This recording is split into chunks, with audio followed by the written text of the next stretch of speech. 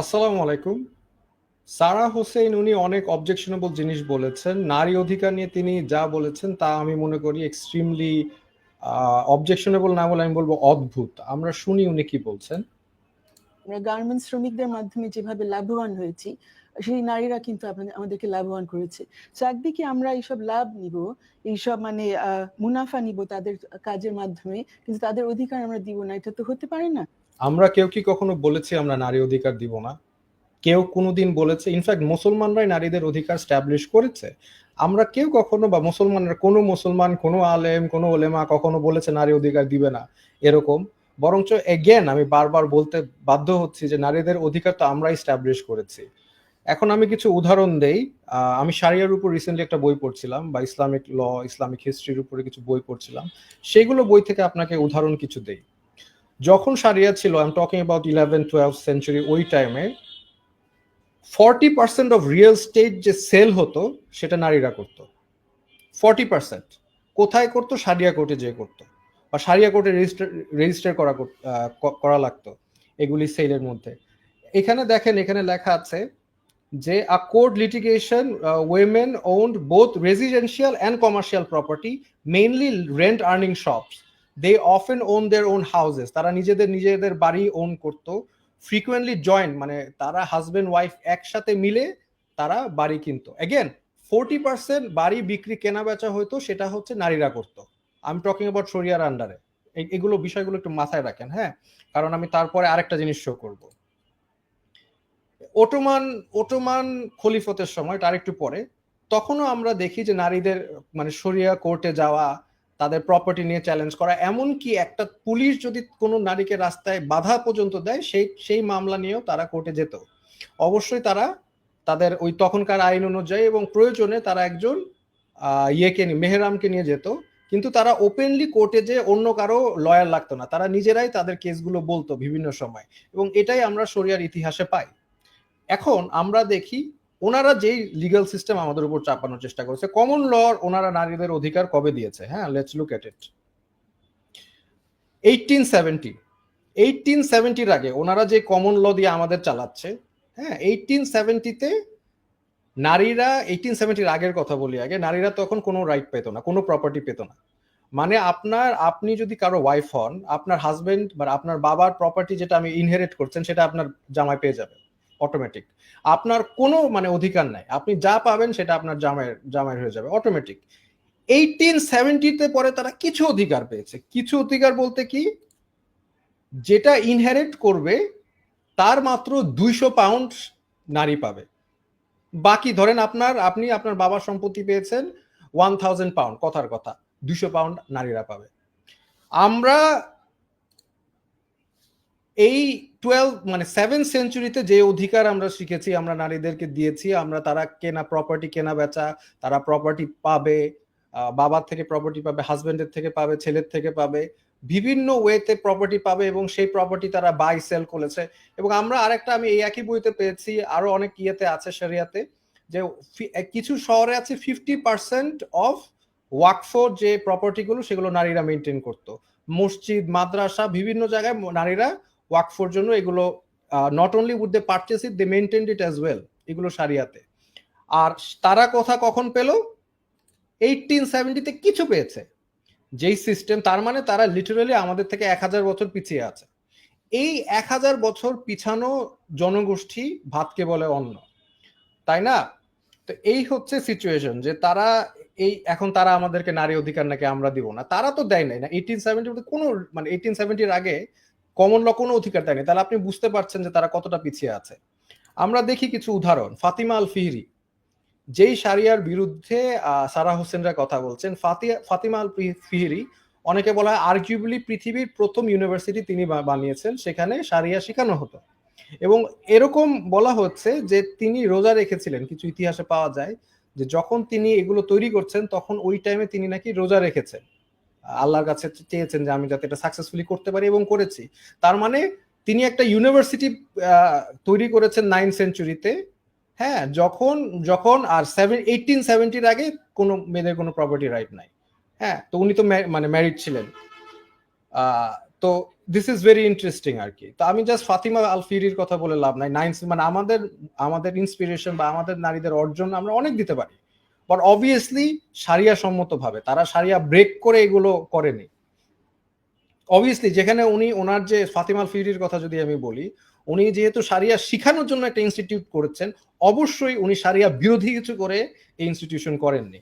But আমার point হচ্ছে, আপনারা যে কমন ল বলেছে ও কমন একটা ননসেন্সিক্যাল সিস্টেম, অনেস্টলি স্পিকিং। এখানে অধিকার আপনি অধিকার কি জানেনই না, আসলে এটা হচ্ছে সমস্যা, কারণ আপনারা 1000 বছর পিছিয়ে আছেন। তো তাই সাইদা আল হুররা 1485 থেকে 1586, উনি একজন নেভাল অ্যাডমিরাল ছিল, মানে অ্যাডমিরাল ছিল। তিনি একটা জাহাজ কমান্ড করতো না, উনি একটা ফ্লিট কমান্ড করতো।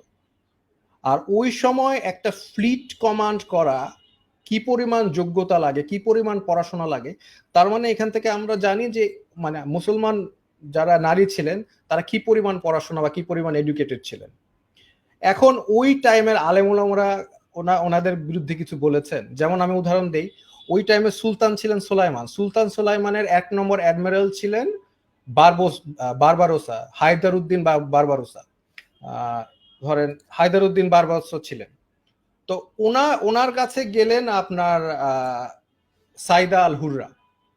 তো তারপরে ওনার নেতৃত্বে, বারবারোসার নেতৃত্বে তিনি বিভিন্ন মুসলমানদেরকে উদ্ধার করেছেন। পর্তুগাল থেকে, স্পেন থেকে মুসলমানদের, মানে জালেমরা যাদের বা ওয়েস্টার্নরা যারা অত্যাচার করত, নির্যাতন করত, তাদেরকে উদ্ধার করেছেন।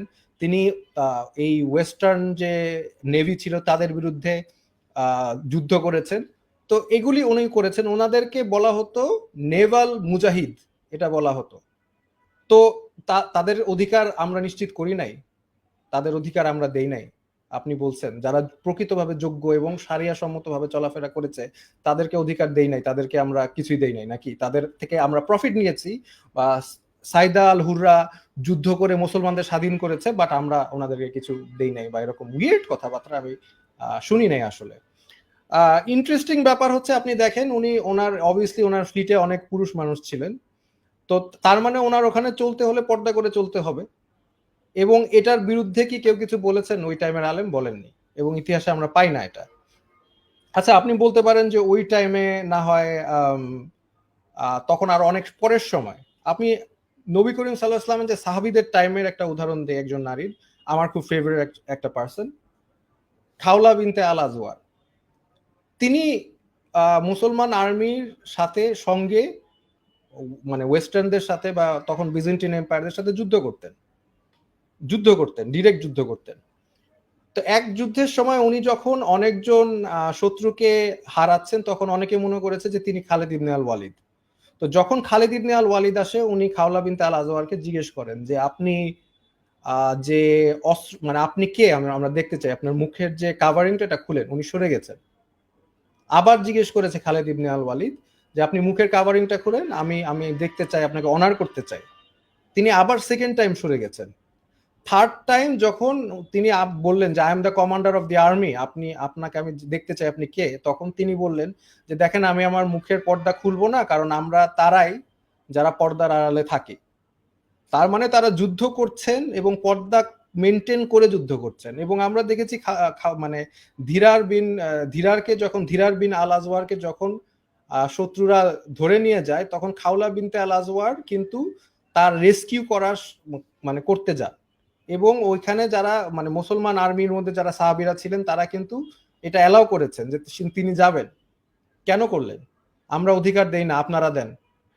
ওই ইয়ারমুকের যুদ্ধে আমরা ইতিহাসে পড়েছি যে নারীরা ব্যাকগ্রাউন্ডে ছিল, এবং প্রত্যেকটা যারা আহত হয়েছে তাদের চিকিৎসা, এবং এই যে যেমন খাওলা বিনতে আল আজওয়ার ছিল ধীরার বিন আল আজওয়ারের বোন। তো অনেকে বোনকে নিয়ে গেছে, তার ওয়াইফকে নিয়ে গেছে, এবং তারা আহত হলো, তাদেরকে ট্রিটমেন্ট করেছে। এটা মেয়েদের রোল ছিল। ইয়ারমুকের যুদ্ধে তারা ডিরেক্ট যুদ্ধ করেছে। যখন দেখেছে পুরুষরা পিছিয়ে যাচ্ছে, তখন নারীরা ডিরেক্ট যুদ্ধ করেছে।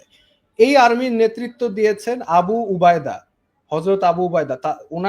আবু উবায়দা এমন একজন ব্যক্তি, মানে যাকে পৃথিবীতেই বলা হয়েছে যে তিনি বেহেশত পাবেন। নবী করিম সাল্লাল্লাহু আলাইহি ওয়াসাল্লাম পৃথিবীতে থাকা অবস্থায় 10 জনকে বলেছেন তারা বেহেশত পাবেন, তার মধ্যে আবু উবায়দা ছিল। আর আমরা নারী অধিকার দেই না। দেয় হচ্ছে সারা হোসেন এবং কমন ল দেয়। আমরা শারিয়া ল, আমরা নারী অধিকার দেই না। আরো কিছু উদাহরণ না দিলে মন ভরছে না। এই যে দেখেন, আরেকটা বিষয় আমি দেখিয়ে নেই। জর্ডানে খাওলা বিনতে আল আজওয়ারের মানে নামে স্ট্যাম্প তৈরি তারা করেছেন তাদেরকে অনার করে। রাইট রং সেটা অন্য বিষয়, বাট মানে এতটাই রেসপেক্ট খাওলা বিনতে আল আজওয়ারকে করা হয় বিভিন্ন সময় বিভিন্ন জায়গায়। তো এখন আমরা আরো কিছু উদাহরণ দেখি মুসলমান নারীদের কন্ট্রিবিউশন 9th সেঞ্চুরিতে, তার মানে নবী করিম সাল্লাল্লাহু আলাইহি ওয়াসাল্লাম বা সাহাবীদের এরা থেকে 200 বছর পরে তখন এই যে আল ইজালিয়া উনি উনি কি করতেন, উনি অ্যাস্ট্রোলেব বানাতেন, মানে ন্যাভিগেট করার জন্য যে টেকনোলজিটা লাগে ওই টাইমে যে লাগতো সবচেয়ে অ্যাডভান্স টেকনোলজি, যেটা ইউরোপের আরো 500 বছরেও তারা আসলে এরকম কিছু তৈরি করতে পারে নাই, সেটা একজন নারী তৈরি করত, প্রডিউস করত এবং এটা সেল করত তিনি। ওনাকে ওই টাইমের সুলতান যে ইনচার্জ ছিল ওনাকে হায়ার করেছেন বিকজ উনি এটা করতে পারেন। আমরা তাদের থেকে বেনিফিট নেই এবং তাদেরকে কিছু দেই না। মানে অদ্ভুত কথাবার্তা। সারিয়ার জন্য যে কত নারী মারা যেতে প্রস্তুত এটা মানে বলার বাইরে। কত নারী মারা গেছে, জীবন দিয়েছে এই সারিয়ার অধিকার প্রোটেক্ট করার জন্য, সেখানে আপনারা বলছেন আমরা অধিকার দিব না। আপনারা যারা 1000 বছর পিছিয়ে আছেন তারা ডিসাইড করবে অধিকারটা কি।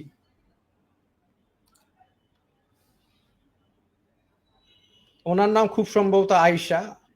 তো উনি স্পেনের ছিলেন আর কি, যখন মুসলমানরা স্পেন কনকার করেছিলেন বা স্পেন যখন ইন কন্ট্রোল ছিল মুসলমানদের, তখন উনি উনি অনেক বিরাট ভূমিকা রেখেছিলেন। যখন স্পেনে মুসলমান থেকে বের করে দেওয়া হয় তখন ওনার ছেলে যখন মানে কাঁদা শুরু করে, কারণ তখন ওনার ছেলে ছিল সুলতান, তো তখন উনি এই কথাটা বলেছেন যুদ্ধে হারার পরে আর কি। তো তখন উনি বলেছেন ছেলেরা যুদ্ধে মারা গেছে তো কি হয়েছে, আমরা নারীরা ফাইট করব লাগলে, আমরা নারীরা যারা আছি, উনি একজন রানী ওই টাইমে, উনি বলছে আমি আমি ফাইট করব, আমি সব নারীদের নিয়ে ফাইট করব, বাচ্চাদেরকে নিয়ে লাগলে ফাইট করব, বৃদ্ধকে নিয়ে ফাইট করব, কিন্তু মুসলমান ল্যান্ড আমরা 1 ইঞ্চি ছাড়বো না। এটা উনি বলছেন। ওনারা করতে দেওয়া হয় নাই। ওনার ছেলেরা যখন চলে যাচ্ছিল, ওনার ছেলে যখন স্পেন ছেড়ে দিয়ে পিছিয়ে যাচ্ছিল, তখন উনি ওনার ছেলে কান্নাকাটি করছিল, তখন উনি বলছে তুমি কান্নো কেন, মেয়েদের মতো কাঁদছো কেন, পুরুষের মতো তুমি ল্যান্ডটা ডিফেন্ড করতে পারো না, মেয়েদের মতো কাঁদতেছো তুমি। এরকম একটা কথা তিনি বলেছেন। তো এইরকম আমাদের নারী ছিলেন, এবং আমি এরকম অসংখ্য, মানে আমি যদি উদাহরণ দেওয়া শুরু করি তাহলে শেষ করতে পারবো না। মুসলমান ইতিহাসের নারী অধিকারের জন্য, শরিয়ার জন্য কি পরিমাণ অবদান নারীরা রেখেছে এটা বলে আমি শেষ করতে পারবো না। তবে আজকে আমি এখানে এখানে এতটুকু বলেই শেষ করছি, কারণ ওনারা যেগুলো ক্লেম করে। আচ্ছা, আরেকটু শুনি ওনাদের কথা।